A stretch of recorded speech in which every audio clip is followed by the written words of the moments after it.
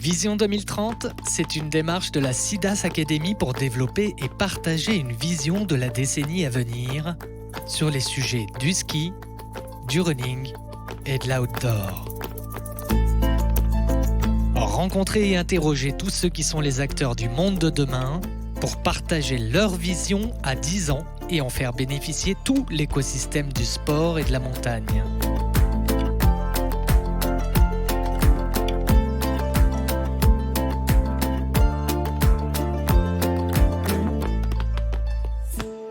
Bonjour à tous, bienvenue dans Vision 2030 de la SIDAS Academy, notre podcast favori. Aujourd'hui, le thème, c'est le ski et la montagne en 2030.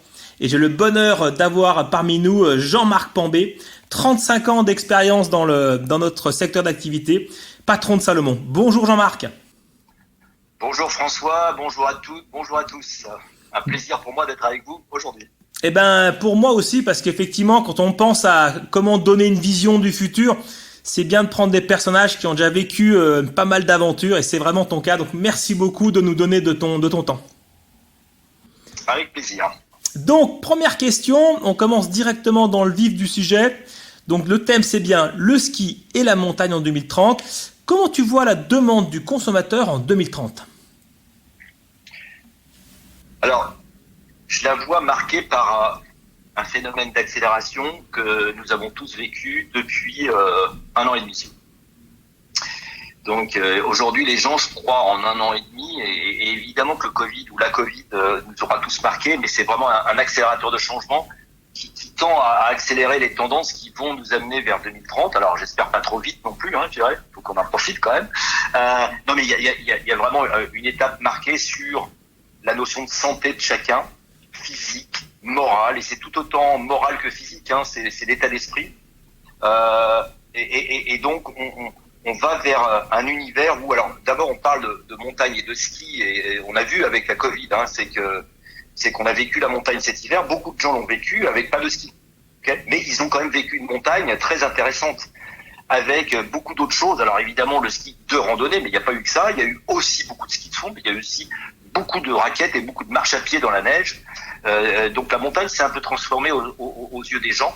Mais les gens se sont transformés aussi dans ce cadre-là, et je vois des gens je vois une population en général qui regarde la nature avec beaucoup plus les yeux qui brillent, mais la nature vraiment au sens large, et qui regarde tout autant, je dirais, l'aspect physique que l'aspect émotionnel. Et donc on a gagné beaucoup et on voit les tendances du temps, l'émotion, les sensations, le spirituel versus la grande performance entre guillemets et le chrono et les journées à fond qu'on passait à skier il y a 10 ans. Je dirais. Donc on a une évolution, et je vois ce consommateur évoluer vers beaucoup plus de découverte et de plaisir à interagir dans un univers naturel.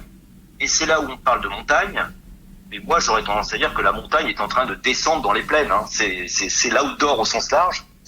Et je vois des univers de nature avec des potentiels absolument pas exploités aujourd'hui, qui sont des opportunités pour, alors là, je vais le dire comme ça, toutes les communes qui gèrent des campagnes, des vallons, des petites montagnes et des moyennes montagnes. Et cette approche-là, il y a comme derrière ce que tu dis, il y a un vrai sens de l'hédonisme, du côté holistique, c'est-à-dire qu'on sort du sport passion, du sport performance, pour aller sur non plus une activité extérieure pour le bien-être. Pour le bien-être physique et moral. Et donc avec une notion, alors ça ouvre cette notion de multi-activité, multisport. Okay, donc là, et c'est là où le terrain de jeu de nature et montagne aussi aujourd'hui offre tout un tas de possibilités. Et avec un enjeu aussi, pour moi, qui est que cette nature qui est attirante aujourd'hui, elle va attirer des néophytes qui vont découvrir. Et donc, je vois des consommateurs en attente de découverte, sous-entendu nous, les professionnels. Mais alors, c'est tout autant les professionnels des marques que les professionnels des terrains de jeu. On a un sacré challenge devant nous à satisfaire ces néophytes, tous ces pratiquants qui viennent ici pour découvrir. En même temps, alors je vais élargir un tout petit peu là, en même temps, on a des consommateurs qui, alors même les néophytes, même ceux qui arrivent pour découvrir quelque chose, vont arriver, à mon avis, avec un état d'esprit un petit peu plus éduqué. Le mot éduqué, alors pas nécessairement éduqué sur le matériel dont ils ont besoin, je dirais, parce que là, il va falloir, on en reparlera tout à l'heure, les aider, les former, leur expliquer les choses, mais éduquer sur d'autres dimensions qui vont être super contraignantes pour nous. Enfin, c'est pas contraignant d'ailleurs, qu'il faut qu'on intègre absolument, c'est la notion de développement durable. Développement durable du lieu de pratique, sous-entendu, et on en reparlera aussi, les accès, peut-être, et c'est un peu le risque dans ce qu'on se dit, la surfréquentation, il y a des éléments, mais je vois des consommateurs, des pratiquants, entre guillemets, engagés ou bien moins engagés, juste pour le plaisir, le fun et le plaisir de participer, éduqués sur des attentes, et à ce moment-là, on ouvre sur un autre registre qui est toute cette problématique de développement durable, appliquée à leur univers de vie, ce qu'ils consomment, le produit qu'ils utilisent, comment ils l'ont récupéré, ce produit, où est-ce qu'ils vont, comment ça se passe dans leur lieu de pratique, dans leur lieu de vie. Dans ce que tu dis là, il y a vraiment une notion de conscience. On dit éduquer, je mettrais un mot peut-être un peu différent, qui peut être, ils sont en conscience de pas mal de données liées à la vie d'aujourd'hui. Ouais, et pas mal de données, de risques à intégrer. Et donc, ce qu'on ressent aujourd'hui, ce qu'on ressent dans les nouvelles générations, enfin, on les a tous, ces jeunes dans nos entreprises, qui nous poussent sur ces sujets-là, qui recherchent le sens de leur activité au sein de l'entreprise, qui recherchent le sens aussi de leur consommation en direct, je dirais le plus local, etc., etc. Et cette conscience-là, dans 10 ans, on imagine, dans 10 ans, elle sera encore plus forte, et on aura, nous, intérêt à avoir travaillé tous ces éléments-là. Sachant qu'on a aussi une consommation qui va arriver, qui va être plus diverse, on en reparlera tout à l'heure, mais dans ce qu'ils veulent, je dirais, alors ils vont toujours acheter les choses. Je crois dans l'aspect choix je prends un exemple, une chaussure de ski bien bootfitée, comme on dit, donc il y a de l'opportunité pour Sidas, il n'y a pas de doute. Mais mais des gens qui veulent découvrir, mais dans des bonnes conditions. Donc je crois plutôt dans un bon matériel, et non pas j'achète un premier prix, et puis dans 2 ans je vais rechanger du matos, etc., etc. On voit bien la mécanique, mais c'est aussi le comment j'achète, où j'achète, cet aspect, j'achète ou je loue. Je loue, je prête, je loue ou j'emprunte à des acteurs de la location, et on voit bien que le consommateur demain, il achètera en 2030, il achètera de façon beaucoup plus ciblée, et donc il va trouver d'autres moyens d'usage du produit par de la location, tout en cherchant, encore une fois, pour moi, à bien choisir le matériel qu'il va utiliser, que ce soit dans la qualité de ce matériel et dans le niveau de service exigé. Donc, on aura, je pense, des consommateurs en 2030, entre guillemets, plus exigeants, à tout point de vue. Le type de produit, l'empreinte développement durable qu'on va laisser là-dedans, qu'on va laisser dans le produit, le mode de consommation. Donc, on va avoir des consommateurs, plus fins dans leurs exigences, sachant que, on revient un cran en arrière. On sait que toutes ces problématiques d'outdoor, ces potentialités, ces opportunités outdoor, activités nature et autres, moi je les vois comme une opportunité majeure, mais tout autant printemps, été, automne, hiver, c'est-à-dire qu'il n'y aura pas que la neige, et d'ailleurs elle va sûrement remonter encore en altitude, mais avec tout un tas d'activités sur lesquelles d'ailleurs les lieux de pratique. Et alors, on parle des stations aujourd'hui parce que pour moi c'est la référence, c'est un lieu de pratique qui s'est organisé pour accueillir des gens. Mais il y a plein d'autres lieux qui peuvent se mettre en place, correspondant à des consommateurs urbains qui vont avoir envie, à certains moments donnés, de sortir de leur cadre, de rejoindre cette nature. Oui, et là on est vraiment sur ces concepts un petit peu de micro-aventure ou de Suède, de plus prendre l'avion pour forcément aller dans les Alpes, de découvrir un peu à proximité. Et là je te rejoins beaucoup, cette notion d'accessibilité et que tout espace outdoor peut se prêter à différentes pratiques. Et ça, effectivement, j'y crois aussi beaucoup pour 2030. Ouais, et donc c'est ce que je vois en opportunité. Alors, pour moi, juste, ça veut dire que chaque terrain de jeu doit se remettre en question. Alors, d'abord, chaque commune peut regarder Là, on parle pas des marques, là, on parle à des acteurs territoriaux, peuvent se regarder, analyser leur potentialité de terrain de jeu, j'ai la notion de terrain de jeu, tout comme chaque station de ski aujourd'hui J'en connais certaines. Moi, je pratique au carreau. Alors, je vais faire la promotion des carreaux d'arrache, mais je sais que les carreaux avec Jean-Paul Constant travaillent à fond cette perspective, les carreaux 2030. Et je pense que les stations de ski doivent de toute façon aujourd'hui se poser des questions sur leur cadre d'offre, leur cadre de vie 2030. Voilà. Et ça, c'est le but de ce podcast, effectivement, c'est d'aligner ensuite comment voit-on la demande. Et du coup, et c'est là la question numéro 2, toi Jean-Marc, comment tu vois l'évolution de l'offre, alors, soit de l'offre touristique, terrain de jeu, soit de l'offre produit. Comment tu vois ça en 2030 ? Alors,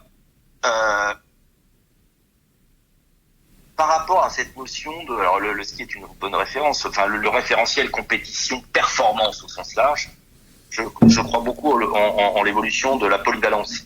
C'est-à-dire des consommateurs qui vont vouloir essayer, alors pratiquer, essayer des choses. Donc pour nous, Marc, on va dire cette notion, et pour les territoires, cette notion de terrain de jeu va être importante à, comment dire, dans l'aspect diversification des choses. L'offre aussi, et là on n'a pas le choix. Alors après, on a entendu cette semaine, comment dire, les annonces faites sur tout ce qui est motorisation des véhicules thermiques & co, la notion d'économie circulaire, de développement durable, mais d'économie circulaire là-dedans. Donc ça soit dans la façon dont on développe nos produits, la façon comment on peut rendre nos produits recyclables, comment on gère la fin de vie de notre produit, comment on gère sa distribution, je dirais l'empreinte de notre distribution. C'est évident qu'on doit toutes et tous intégrer dans nos raisonnements d'entreprise cette notion d'économie circulaire. Pas simple, je dirais, et je pense d'ailleurs, et là je fais un clin d'œil à l'Outdoor Sports Valley, l'OSV, qui rassemble toute notre industrie de l'outdoor. Je crois beaucoup dans le partage collectif de ces problématiques. C'est pas un truc où je vais breveter ma solution, ça marche plus aujourd'hui comme ça. On a du partage à faire sur tout ça. Alors après, l'offre, je suis dans le produit d'abord, je dirais l'aspect, le confort à l'utilisation, la polyvalence à l'utilisation versus la grande sophistication ou la performance pure. Je crois beaucoup là-dedans. Alors après, il y a des transversalités. On a vu que l'équipement du trail running aujourd'hui est presque un équipement de base pour le randonneur de base qui va faire sa journée de randonnée. Ok, donc on a vraiment, ça c'est la notion de polyvalence, où on fait pour une chose, mais on voit qu'il y a du détournement qui est fait. Je pense qu'on a une problématique aussi dans le cadre de la vie de nos consommateurs très urbains, qui, pour rejoindre à un moment donné leur lieu de pratique, ce fameux territoire de jeu, auront un peu de déplacement à faire. Alors, on parle de proximité, mais aussi on parle, malgré tout, on va essayer de faire venir nos urbains dans nos montagnes. Alors, que ça soit de la montagne à la mode française, du Massif central, des Pyrénées, des Alpes du Sud, des Alpes du Nord, du Jura, des Vosges, etc. Mais ça pourrait être du Massif armoricain demain, qui a un potentiel aussi. C'est la notion de transport et d'encombrement. Et donc, de mode de distribution de nos produits. Donc l'offre, elle va évoluer dans le produit, mais l'offre, elle doit évoluer sur tout le 360 de l'expérience, comme on dit, du touriste, qui va bouger un peu. Donc transport, lieu de vie, station, et à chaque fois, on a parlé d'économie circulaire. Ce mot d'ordre-là, développement durable, économie circulaire, impactera l'offre qu'on va pouvoir faire. On retrouve des éléments qui sont des tendances d'aujourd'hui. Faut pas se leurrer, on va pas tout faire comme ça, mais le made in local, alors le made in Europe ou le made in France, comptera la réparabilité des produits qu'on a avant de changer, puis après les opportunités qu'on a sur l'entretien. On a du matériel, mais alors l'entretien au sens large, tout autant l'entretien du matériel qu'on va utiliser que l'entretien des territoires qu'on va aussi qu'on va utiliser. Donc on voit aujourd'hui que il n'y a pas un endroit qui ne sera pas touché par ce qu'on est en train de discuter dans l'évolution, je dirais, de nos offres, que ce soit le produit lié à notre pratique, ça c'est notre cœur de métier, mais que ce soit aussi l'offre de services que les stations ou les territoires de jeu vont pouvoir proposer, que ce soit la problématique de faire bouger les gens. On voit bien qu'aujourd'hui se pose des questions sur tous tout l'écosystème de l'expérience du consommateur. Ouais, on est vraiment dans ce côté systémique, hein. Là, on touche du doigt, à force d'en parler, qu'effectivement, c'est le transport, c'est l'hébergement, c'est l'activité du terrain de jeu, c'est l'équipement pour profiter de ce terrain de jeu-là. Donc effectivement, je te rejoins à 100% sur cette nécessité de s'aligner un petit peu en acteur de manière holistique pour que pour l'expérience du pratiquant ou du touriste, effectivement, il y aura besoin de synchroniser pour en faire un vrai écosystème basé sur l'expérience. Ouais. Et là, on a du chantier, hein, mine de rien, parce que c'est pas. Alors, on a appris à le faire. Alors, je reprends l'exemple de l'Outdoor Sports Valley. Là, on est dans une intégration verticale. Ok. Les acteurs du monde de l'outdoor, mais dans l'aspect vraiment, alors on va appeler ça de l'offre produit, de l'offre service. Alors, on voit bien, hein, l'évolution du dialogue en intégrant la distribution dedans se fait un peu, mais elle est encore partielle. Puis après, on voit l'OSV qui discute avec tout ce qui sont les infrastructures, remontées mécaniques et autres, cluster montagne. Mais c'est aussi une autre difficulté, cette transversalité. Puis après, on devrait parler avec les élus locaux sur l'aspect sur l'aspect lieu de pratique. Donc c'est pas simple, hein. Mais je pense que il n'y a pas d'autre façon que d'organiser encore plus de dialogue, parce qu'il y a un lien dans tout ça. Et à un moment donné, le consommateur fera le choix. Enfin, on peut avoir le meilleur matos du monde, le plus économie circulaire possible, si l'écosystème autour de ça, hébergement, lieu de pratique, transport, n'est pas aligné sur ça, le consommateur va s'en éloigner, hein. Donc oui. On a vraiment des intérêts communs, 360 entre nous tous. Et ça, toi qui as l'expérience dans le groupe Salomon d'une présence internationale, comment tu viens à penser entre des systèmes type resort, un peu à l'américaine, ou ce qui se fait en Chine, et l'approche un peu européenne et surtout française très indépendante? Tu penses que les deux sont conciliables? Tu as un système qui te paraît plus efficient? Comment tu vois ça? C'est pas simple, parce que quand on est une boîte internationale, on regarde l'international, et moi je le vois par rapport à Salomon, je dirais, on doit agir en France avec le marché français. Et donc on a une structure française de distribution. Donc je crois beaucoup, moi, dans les relais des boîtes, les relais locaux des boîtes pour organiser cette discussion, parce que côté SIDAS International ou Salomon International, c'est compliqué du headquarter, comme on dit, du siège international, d'être en relation de travail avec les Américains, les Japonais, les Français, les Autrichiens. Donc moi, j'aurais tendance à dire déjà, essayons. C'est un peu comme la notion de POC, de Proof of Concept. Essayons déjà chez nous, dans un pays qui a en plus, qui est une expression absolument extraordinaire du potentiel de l'outdoor, printemps, été, automne, hiver. On a des plages, on a des superbes campagnes, on a des superbes moyennes montagnes, on a des superbes hautes montagnes. Essayons sur un marché français de créer ces conditions du dialogue pour faire bouger, je dirais, toutes nos structures, offre produits, offre événementielle, offre, je dirais, des lieux de pratique, offre de transport. Parce qu'il faut y aller là, c'est local to local. C'est nos équipes américaines avec les structures américaines, c'est nos structures françaises avec les Français. Mais donc c'est compliqué à faire d'un point de vue complètement international, même d'un point de vue européen. Moi aujourd'hui, je vois, j'ai été vice-président de European Outdoor Group. C'est compliqué, même à un niveau européen, d'être un acteur local. Donc je crois vraiment dans le besoin de relais locaux, de nos représentants locaux, pour contribuer à cette réflexion-là. Ouais, donc ce que tu dis, c'est avoir une vision. C'est un peu le but de ce podcast, de dire voici les grandes tendances, voici les grandes visions qui sont assez universelles. Et ensuite, c'est back to local, parce que c'est là que ça se joue. Et c'est l'unité la plus petite qui doit faire un master POC quelque part, qui peut ensuite être mis en best practice. Mais je suis entièrement d'accord avec toi, c'est illusoire de driver à distance. Et le local to local me paraît la manière réaliste de ce que les choses se fassent dans la vraie vie, quoi. Ouais, et le local to local en Europe, malheureusement ou heureusement, j'aurais te dire, c'est bien le local, hein, c'est pas l'Europe qui fera les choses.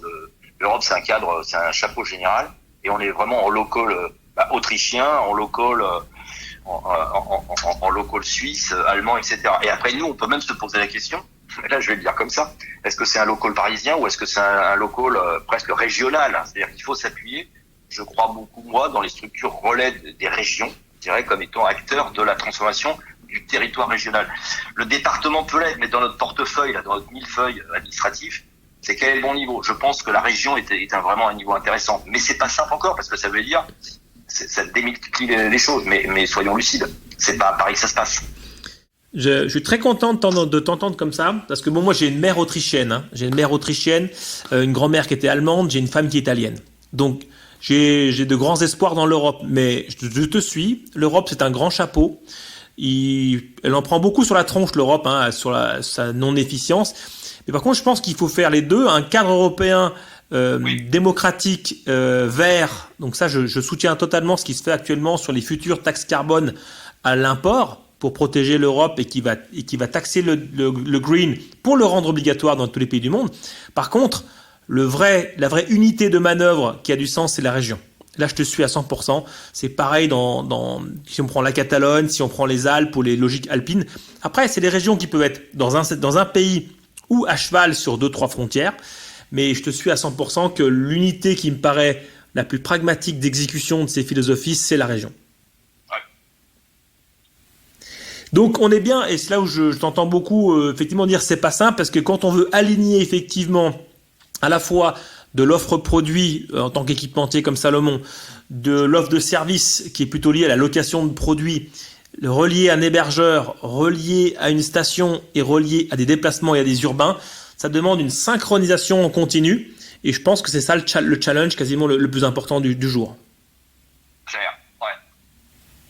Et comment tu vois l'évolution de la distribution de produits entre l'internet, les magasins physiques? Comment tu vois cette tendance en 2030 si on prend par exemple pas le ski, mais prenons l'outdoor en général, la randonnée, le hiking. Comment tu vois la distribution en 2030?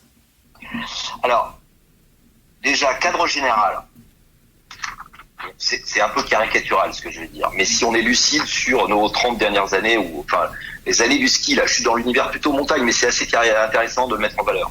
On était quand même dans un cadre où tous on a joué sur une production, des usines à droite et à gauche, un système de vente, alors avec des relais magasins, hein, on est d'accord, aux consommateurs, dont une partie de ces magasins faisait de la location. Puis ensuite, alors là on va rentrer dans le caricatural, mais c'est intéressant de se dire qu'est-ce qui se passait dans la fin de vie des bourses au ski, ok ? Marché deuxième main, à la limite c'est intéressant, c'est aussi une notion de faire rebondir, ok ? Puis ensuite, quand ces bourses au ski ou ces magasins de location avaient fini vraiment d'essorer leurs produits, sachant que bourse au ski, on y trouve des choses vraiment anciennes encore. Hein. Il y a le marché export, ok ? Puis ensuite, à la fin, on est passé à la destruction. Bon, ça, ce modèle-là, je pense qu'il va petit à petit complètement disparaître, parce que il est plus dans l'air du temps de l'attente de nos jeunes acteurs, on va dire, et on va être beaucoup plus. Alors, la prod, c'est la prod. Alors, on gardera évidemment cette notion du local. On aura toujours un local qui sera un mélange de pur local, d'international européen et voire de mondial asiatique suivant les lignes de produits. Par contre, l'aspect distribution au consommateur va évoluer.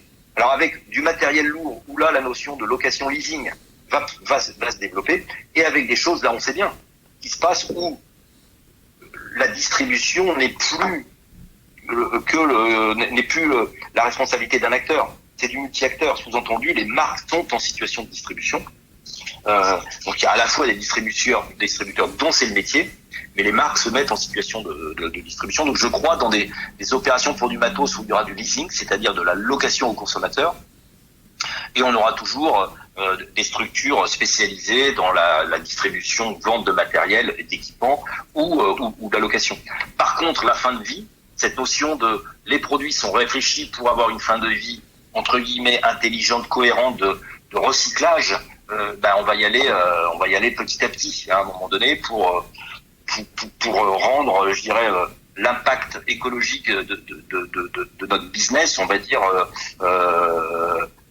en réduction de tout ce qui est négatif.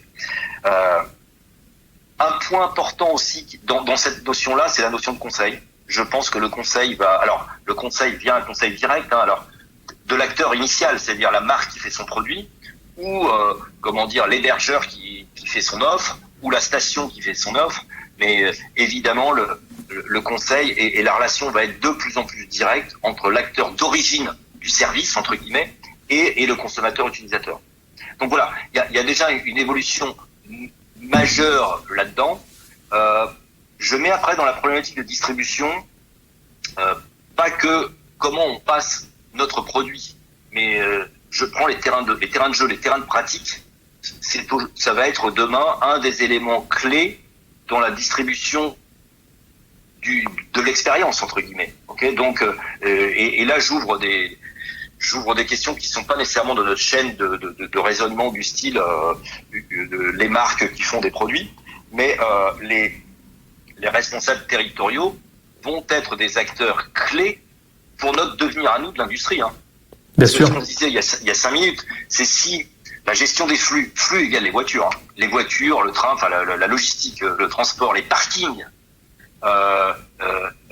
sont mal gérés, les terrains de jeu eux-mêmes, pas entretenus, etc. On aura les meilleurs produits du monde.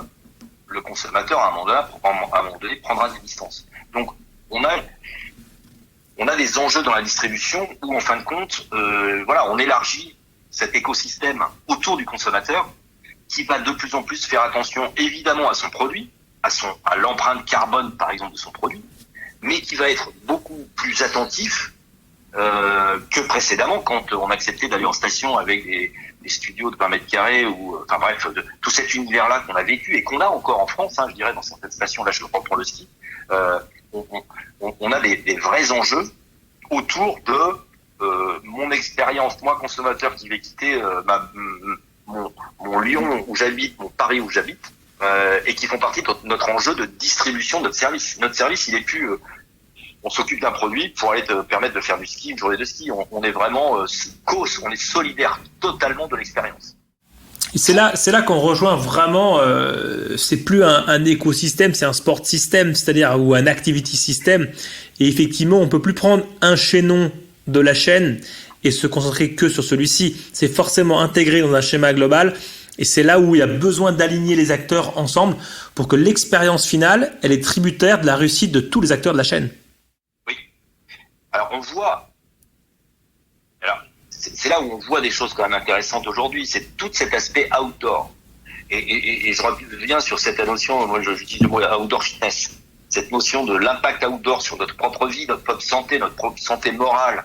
Alors que ce soit de la rando, que ce soit je vais aller courir, je vais faire du vélo, je vais faire du ski, alors ski de rando, ski de fond, ski alpin, etc., etc. On ressent que tout ça, c'est des tendances, c'est des tendances du moment. Mais où c'est, je suis à vélo, je vais faire ma balade itinérante, je vais faire mon camping, etc., etc. On est vraiment dans des tendances de fond positives pour demain.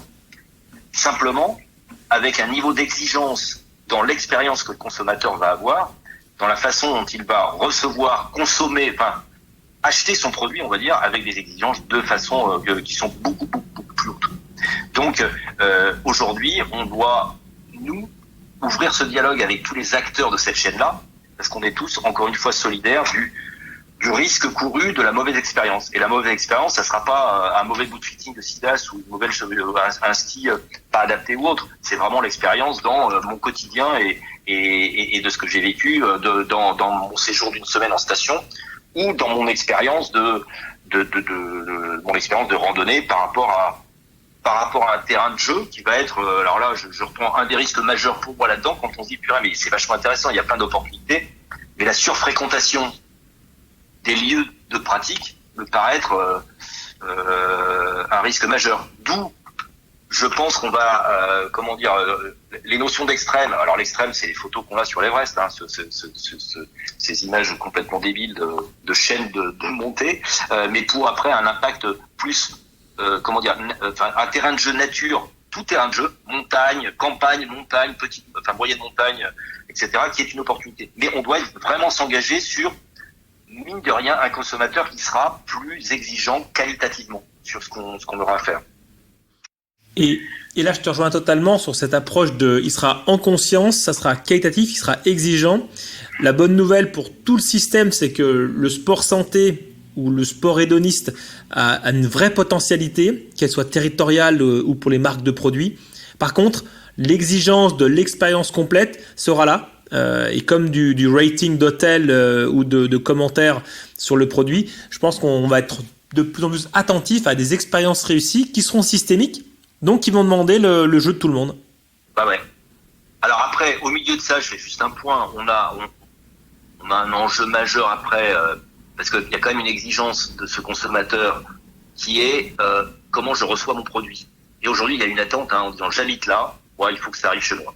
Alors j'habite là où je suis en vacances à tel endroit, il faut que ça arrive. Donc on a des enjeux, là je reviens maintenant sur l'aspect un peu une filière technique, mais de logistique de notre service au consommateur. Alors on sait que lui va chercher le contact direct avec le prestataire d'origine de l'expérience. Okay, la marque pour un produit, mais bon après ça peut être un magasin relais, avoir l'expérience avec son magasin ou avec sa station et autres. Par contre, on a, alors je reviens sur des anecdotes, des entrepôts Amazon à droite et à gauche, etc., etc. Et on a un sacré enjeu de logistique là-dessus.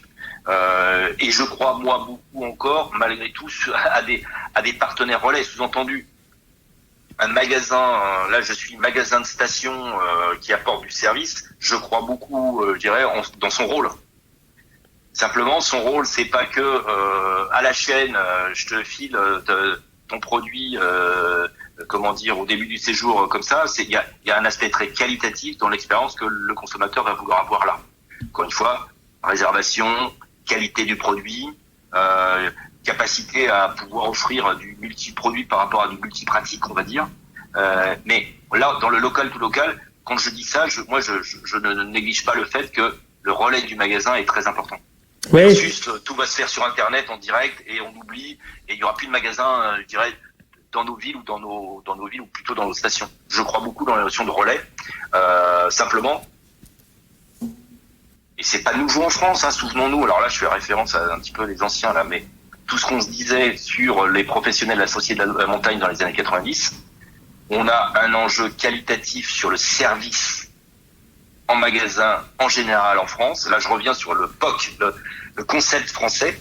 On doit se remettre en question sur la qualité du service qui est proposé. Parce que je dirais à un moment donné, ça reste essentiel.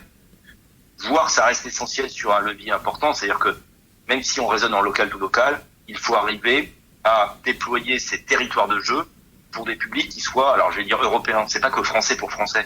C'est aussi cette notion de, on doit rester des destinations de référence pour un public international. Et ça, le mot service, je le remets en avant, c'est absolument essentiel.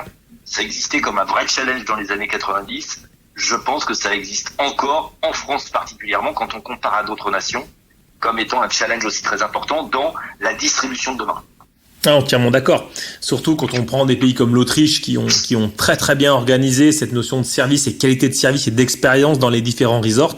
On a de quoi apprendre, il y a de quoi l'amener et ne pense pas territoire de jeu français pour français, pensons-le pour le monde entier. Et c'est là où l'importance d'une liaison directe avec l'émetteur du service, avec un relais local. Et c'est là que c'est vraiment intéressant. Oui au local, oui à une vision directe de la marque.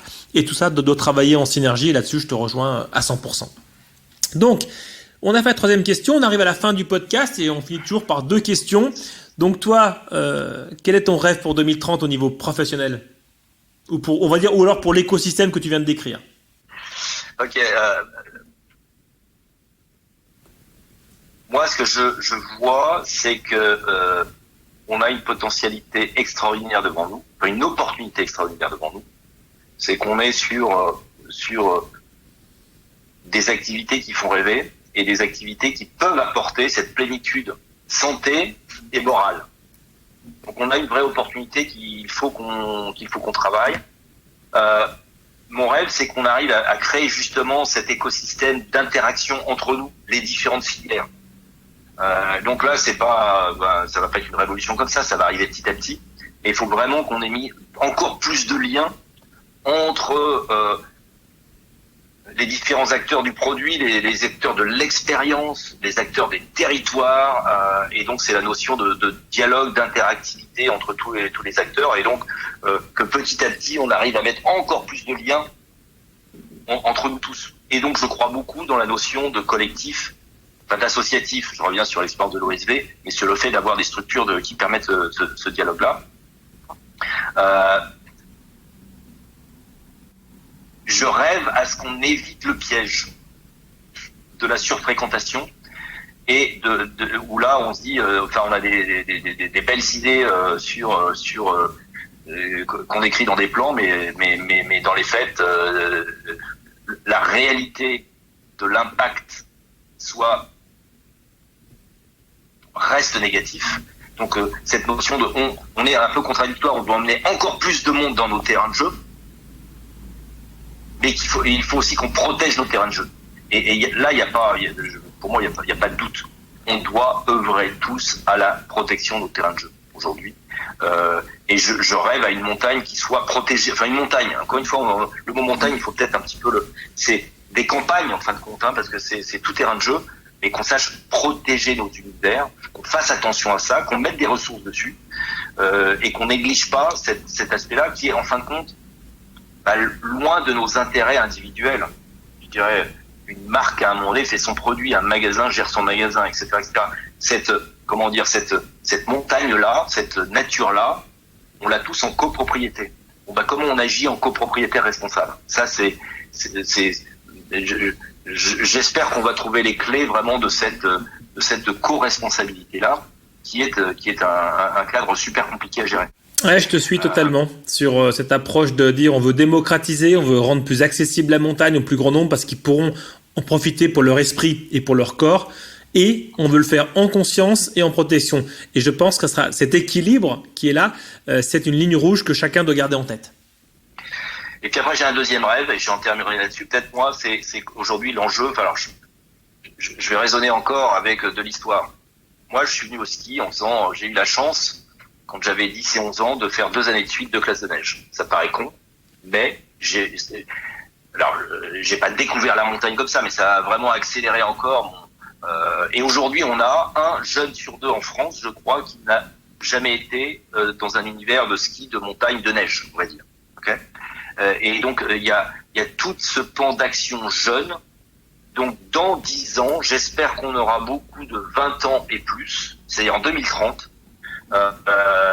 on aura plus de jeunes familles, on va dire comme ça, avec leurs enfants dans nos montagnes. Ça veut dire qu'on aura fait là, à partir de maintenant, du travail de fond pour permettre aux jeunes, aux teenagers comme on dit, c'est 10 ans plus, voire les plus jeunes encore, mais pour les amener à découvrir ces terrains de jeu de la nature au sens large. Je dirais, mais c'est tout autant des vacances à la campagne que des vacances à la montagne, et qu'on ait aussi organisé pédagogiquement des actions avec les écoles et autres pour faire sortir les jeunes de leur classe et de leurs écoles et de les amener dans ces univers-là. Donc ça veut dire que le phénomène urbain doit se remettre en cause pour créer ces conditions-là, et ça veut dire que nous, je dirais les gestionnaires au quotidien de ces univers de, encore une fois, montagne, moyenne montagne, campagne, etc., on ait mis les infrastructures en place. Et là, je reviens sur un truc, quand on lance un produit, quelle est le premier basique à faire, c'est la promo de terrain. La promo de terrain, c'est, j'ai pas beaucoup d'argent, j'ai ma bagnole, je me bouge, j'ai mon produit et je fais essayer mon produit. Nous, il faut qu'on fasse la promo de terrain de nos activités de montagne auprès des jeunes. Et je pense qu'on a là un sacré challenge devant nous. Mais indiscutablement, ce seront eux les consommateurs qui amèneront leurs enfants ensuite sur nos territoires des jeux. Et on a une responsabilité morale absolument énorme de motiver les jeunes à venir pratiquer. Je dirais. Donc, il faut assurer ce travail de fond qui leur permet de découvrir. Donc voilà, on a une opportunité. L'outdoor est vraiment dans les tendances santé, physique, morale. Je vis en pleine conscience. Je vis mon quotidien en pleine conscience et non pas connecté aux autres. Et il faut qu'on transmette ce virus-là. Alors là, c'est pas la Covid-19, c'est le virus positif des pratiques outdoor aux jeunes, à nos enfants, aux jeunes scolaires, aux jeunes collégiens, etc., etc. Donc ça me paraît être un enjeu majeur, et je rêve qu'on ait fait encore plus dans les 10 ans à venir sur ce public-là que ce qu'on a fait ces 10 dernières années, parce que pour moi, on n'a pas fait assez, c'est clair. Et on en revient à la région. On en revient à la région comme le lieu où on peut activer des choses et on peut justement faire un plan jeune pour leur faire goûter la montagne en mode 4 saisons. Et ensuite, on sait que ça va amener sur de l'outdoorfulness, si on peut le dire comme ça.